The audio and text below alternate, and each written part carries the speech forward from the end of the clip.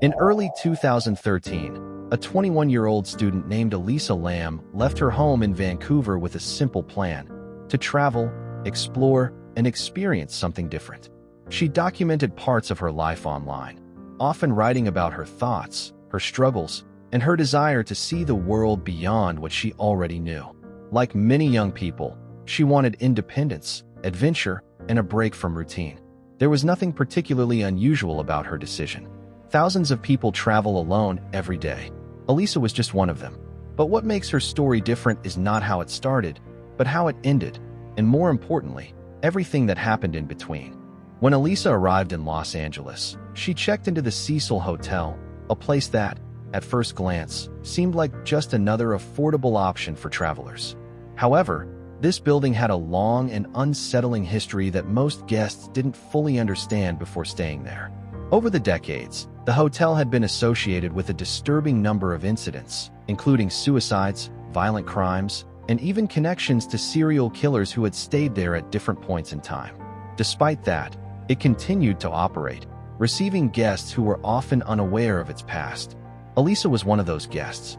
At the beginning of her stay, nothing seemed out of the ordinary. She communicated with her family, shared updates about her trip, and followed a routine that gave no indication that anything was wrong. But soon, small details began to shift. Elisa was initially assigned to a shared room, but her roommates later complained about her behavior. They described it as unusual, unpredictable, and at times disruptive.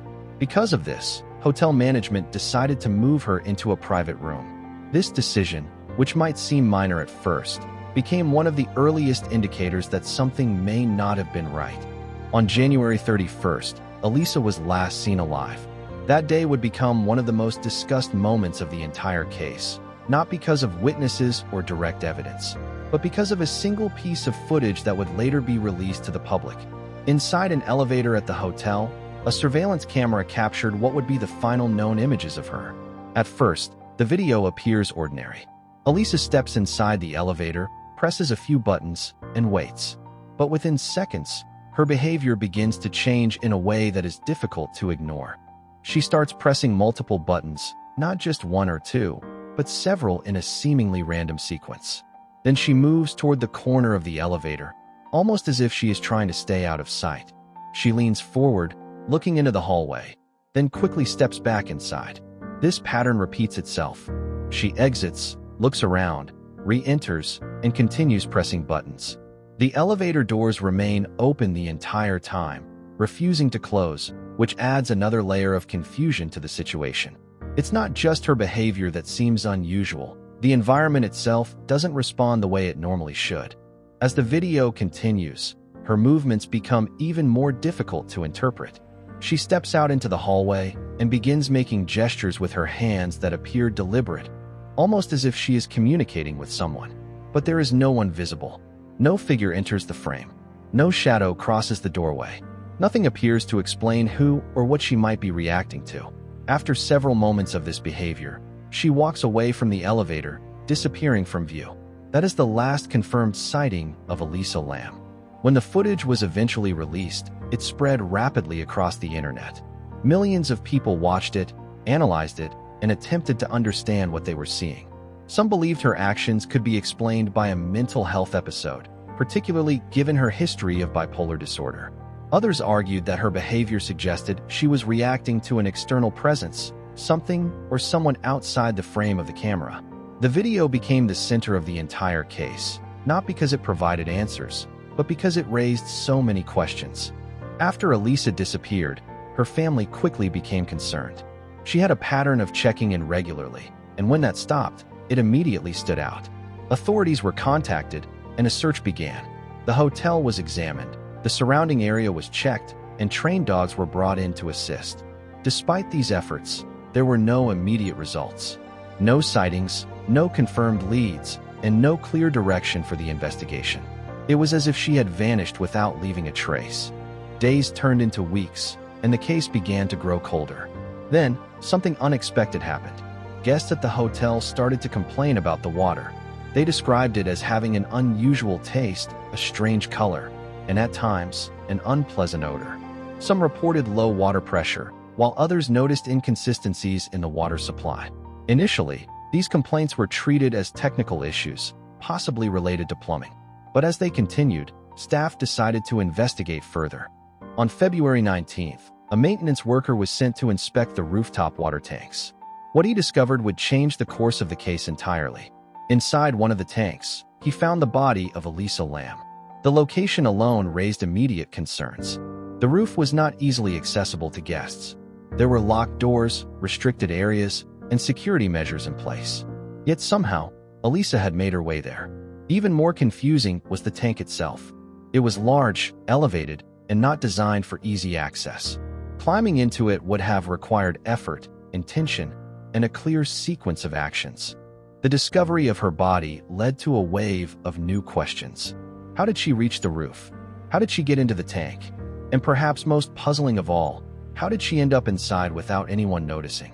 Reports about the condition of the tank lid varied, with some stating it was open and others claiming it was closed when the body was found. This inconsistency only added to the uncertainty surrounding the case. The official autopsy later concluded that Elisa's death was an accidental drowning. There were no signs of physical trauma, no evidence of assault, and no indication of illegal substances in her system. However, her medical history was noted as a contributing factor.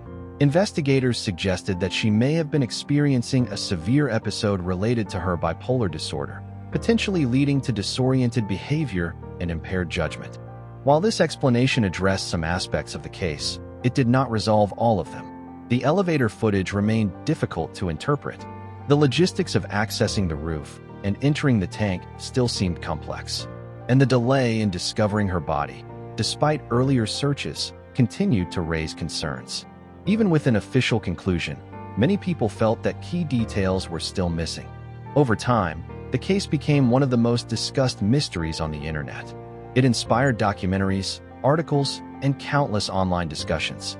Some viewed it as a tragic example of mental health issues leading to an unfortunate outcome. Others believed there was more to the story, pointing to the unusual circumstances and unanswered questions. The location of the hotel, with its history and reputation, also played a role in shaping public perception, leading some to speculate about environmental or psychological influences. Years later, the case of Elisa Lam remains unresolved in the minds of many. Not because there is no official explanation, but because that explanation does not fully account for everything that happened. The video, the location, the timeline, and the details surrounding her final moments all contribute to a narrative that feels incomplete. What makes this case particularly unsettling is not just the mystery itself, but the fact that key moments were captured on camera. We can see her movements, observe her behavior, and yet still fail to understand what she was experiencing. It creates a rare situation where evidence exists, but clarity does not. The more people watch the footage, the more interpretations emerge, each one attempting to make sense of something that resists simple explanation. In the end, the story of Elisa Lam is not just about a disappearance or a tragic death. It is about the limits of understanding, the complexity of human behavior, and the way certain events can remain unresolved despite investigation and analysis. It serves as a reminder that not every story has a clear answer, and not every question can be fully resolved. Even now, more than a decade later, people continue to revisit the case, watch the video, and ask the same questions. What exactly happened inside that elevator? What led her to the rooftop? And what was going through her mind in those final moments? These questions remain, not because they were ignored, but because they were never definitively answered. And that is what keeps this story alive.